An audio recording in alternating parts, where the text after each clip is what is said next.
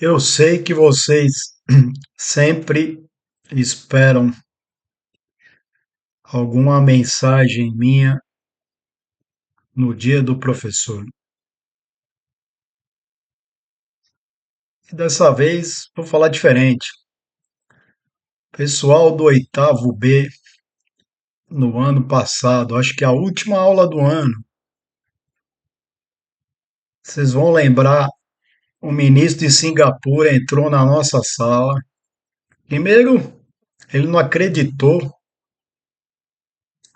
que alunos de 13 anos no oitavo B estavam tendo aula de mercado de capitais. Lembra lá? Ele entrou, olho arregalado. Depois ele fez uma festa, tirou foto com todo mundo, falou que ia divulgar lá em Singapura. Qual é o gancho com Singapura? Singapura é o país que deu a maior virada da educação nos últimos 20 anos. E por que deu a virada? Só porque fez investimento em dinheiro? Sim, fez. Mas é só dinheiro? Não. Singapura mostra uma coisa que eu falo há mais de 30 anos. A educação tem que ser um valor da sociedade. Ela não tem que ser um valor do Estado, de um partido ou do gênio da lâmpada, o Aladim. A educação, para ela funcionar, ela tem que ser um valor da sociedade. Ela tem que ser um valor dentro de casa.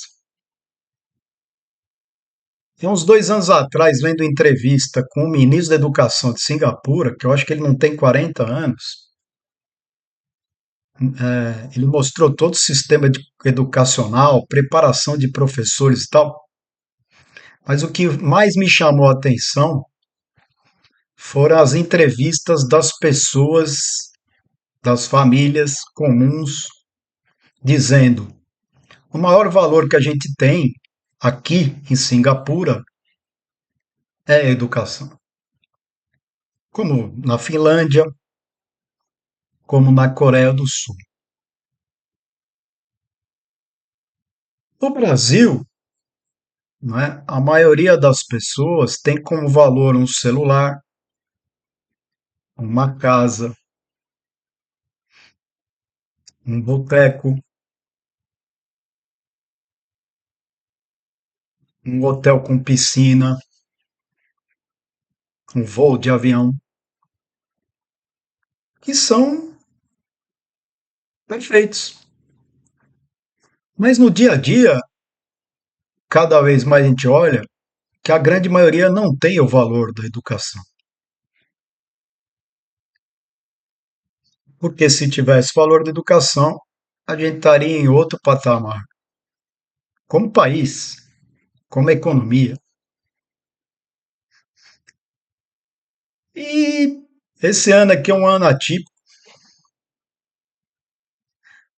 e eu, não vendo as mensagens hoje que recebi, agradeço todas, mas esse ano você vê algumas coisas, para pensar.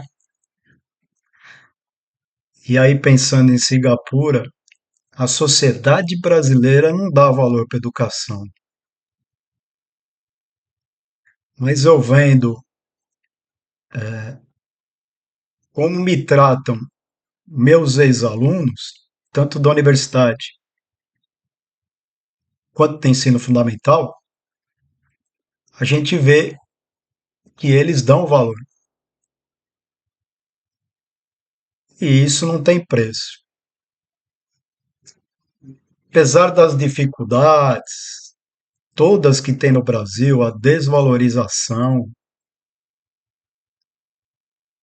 essas coisas pouca gente tem na vida. Então, agora à tarde, vendo as mensagens, mas não o de hoje, várias, eu me lembro de várias coisas. Camila Jepes na FEI, quando eu era professor e conselheiro, que estava no último ano, um dia veio falar à noite comigo e falou: professor, Eu não tenho dinheiro para terminar o curso. No último ano de administração. Eu aproveitei lá minha posição de conselheiro, fui falar com a vice-reitora comunitária, o que podia ser feito. Ela se formou e venceu profissionalmente. Quando eu vou lá no escritório do Alfredo aí, que vira e mexe aí, posta os vídeos na ABN9, eu lembro deles, Alfredo e mais dois alunos na São Judas, no último dia de aula, numa sexta-feira em dezembro, 11 horas da noite, esperando para falar comigo, os três falaram assim: nós vamos pedir demissão, criar uma empresa. Falei, vai. E criaram uma empresa. E venceram. Isso é que interessa. Quando me pediram para fazer a visita da B3 esse ano, e aquela molecada do nono ano me rodeando no meio da 15 de novembro na porta da B3, com um bando de professores com cara no chão, não tem nada que pague isso daí. Quando o Leonardo, que hoje está no nono ano, todo jogo de bola que tem lá na escola, me avisa se eu posso apitar o jogo, isso não tem preço.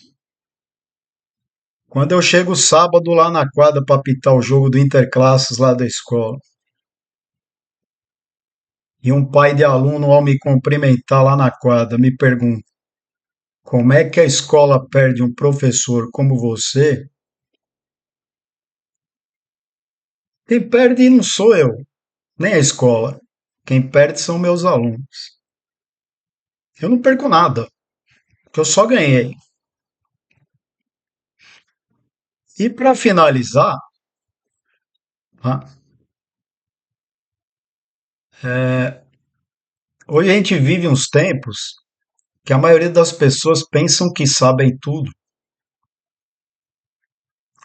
Eu que tenho dois diplomas, um de economia e um mestrado, stricto sensu, com tese, e que ainda estudo até hoje, eu vejo como é duro especializar em alguma coisa e tem um monte de gente que acha que entende tudo, que ouviu no rádio, ou leu um meme, ou pegou no Google. Então, para terminar meu vídeo, no Dia dos Professores, né, esse livro aqui, ó, mudou o estudo de economia no século XX. O senhor John Maynard Keynes é o pai da macroeconomia. Esse livrinho aqui, de 1936, A Teoria Geral do Emprego, do Juro e da Moeda, apesar dele ser fininho, ele é extremamente complicado. Na minha graduação, eu não entendi absolutamente nada. E eu queria, minha vida inteira eu percorri para saber por que falam tanto do Keynes e tanto do Teoria Geral. Depois de formado, eu acho que eu li umas 15 vezes. Comecei a entender alguma coisa, mas todo mundo falava para mim: o pulo do gato do Keynes é o capítulo 17. Eu li o capítulo 17 umas 300 vezes, não entendia nada. Absolutamente nada. Isso já estando no mestrado. E aí, na época, eu conheci na bolsa o professor Beluso, que conhece o Keynes de costa, de frente, de cor, mas não o teoria geral, a obra inteira. E eu saía na aula na GV e ia na casa dele para pedir para ele me ajudar a entender.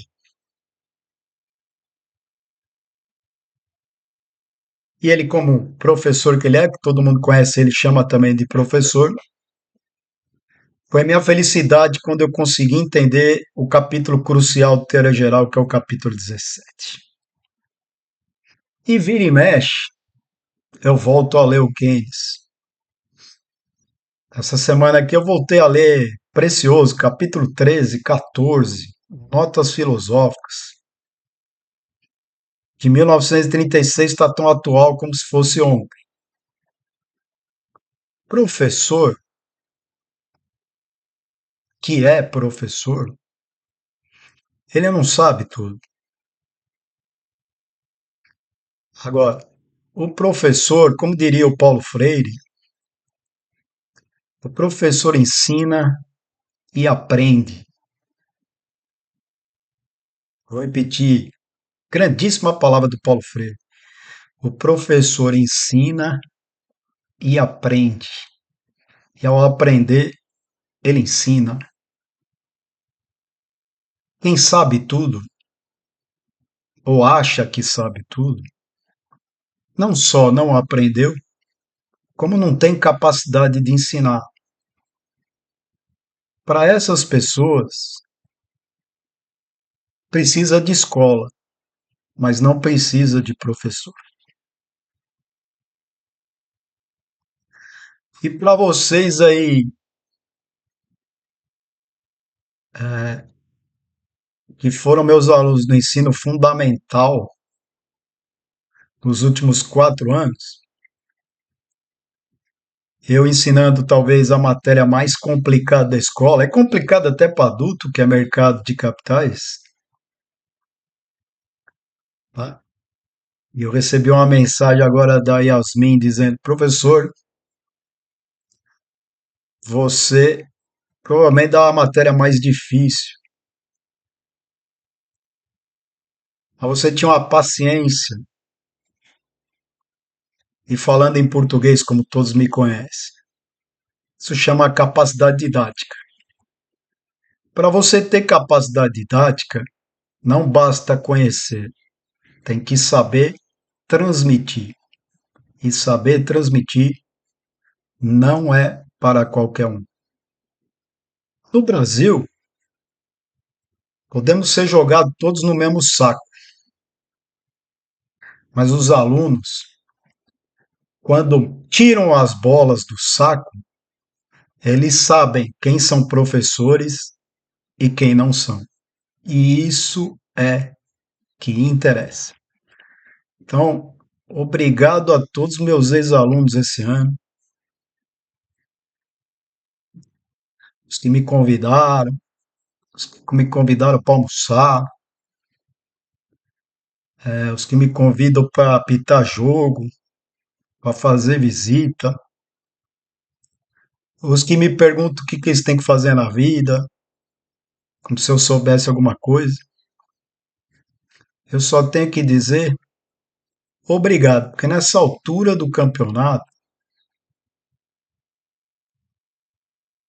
são poucos que têm esse prazer e essa honra de saber o que é de estar numa sala de aula.